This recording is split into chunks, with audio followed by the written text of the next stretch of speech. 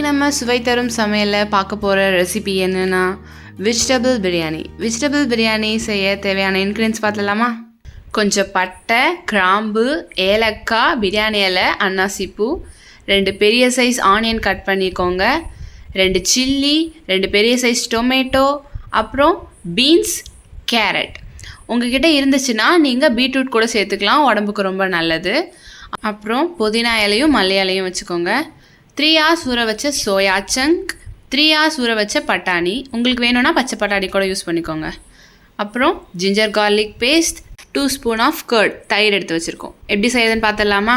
First cooker நல்லா சூடானதுக்கப்புறம் தேவையான அளவு ஆயில் ஊற்றி, அதுவும் நல்லா சூடானதுக்கப்புறம் நம்ம எடுத்து வச்சுருக்க அந்த பட்டை, கிராம்பு, இலையெல்லாம் சேர்த்துட்டு நல்லா பொரிய விட்டு நம்ம கட் பண்ணி வச்சுருக்க ஆனியன் அண்டு சில்லி ரெண்டுத்தையுமே சேர்த்துக்கணும். இதில் சேர்த்துன பிறகு ஒரு 5 to 6 minutes நல்லா வதக்கிட்டே இருக்கணும். வதங்கினதுக்கப்புறம் நம்ம எடுத்து வச்சுருக்க ஜிஞ்சர் கார்லிக் பேஸ்ட் ஒரு 2 அல்லது 3 ஸ்பூன் நீங்கள் உங்களுக்கு எவ்வளோ தேவையோ சேர்த்துக்கிட்டு அதையுமே நல்லா வதக்கணும்.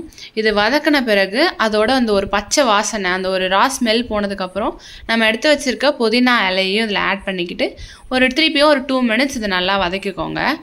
அப்புறம் நம்ம எடுத்து வச்சுருக்க டொமேட்டோவை இதில் சேர்த்துட்டு அதையுமே இதில் நல்லா போட்டு வதக்கிக்கிட்டே இருக்கணும். தக்காளி நல்லா வதங்குற வரைக்கும் நல்லா வதக்கிக்கிட்டே இருங்க. ஒரு 5 to 6 minutes வதக்குங்க. நமக்கு தேவையான அளவு சால்ட் சேர்த்துக்கிட்டு ஒரு 2 minutes நல்லா வதக்குனதுக்கப்புறம் நம்ம கட் பண்ணி வச்சுருக்க வெஜிடபிள்ஸ் எல்லாத்தையுமே இதில் ஆட் பண்ணிக்கலாம். பீன்ஸ், கேரட், அப்புறம் சோயா சங்க் ஊற வச்சது, பட்டாணி நம்ம ஊற வச்சது எல்லாத்தையுமே ஆட் பண்ணிக்கிட்டு ஒரு 2 minutes திருப்பி வதக்கிக்கிட்டு ஒரு 2.5 ஸ்பூன் பிரியாணி மசாலாவும் ஒரு 1/2 ஸ்பூன் கரம் மசாலாவும் இதுக்கப்புறம் இதில் ஆட் பண்ணிவிட்டு மறுபடியும் இது எல்லாம் சேர்கிற மாதிரி ஒரு 2 minutes நல்லா கலரிக்கோங்க. அப்புறம் நம்ம எடுத்து வச்சுருக்க கர்ட் 2 ஸ்பூன் இதில் ஆட் பண்ணிக்கிட்டு, நீங்கள் பாஸ்மதி ரைஸில் செய்ய போகிறீங்கன்னா ஒரு 1/2 hour முன்னாடியே வந்துட்டு ரைஸை ஊற வச்சுருங்க. நாங்கள் இன்றைக்கி நார்மல் ரைஸில் தான் செய்கிறோம். 2 கப் ரைஸ் எடுத்துருக்கோம். 2 கப் ரைஸுக்கு 4 கப் தண்ணி ஊற்றிட்டு தண்ணி நல்லா கொதிக்க விட்டு கீ கொஞ்சம் ஆட் பண்ணிக்கோங்க.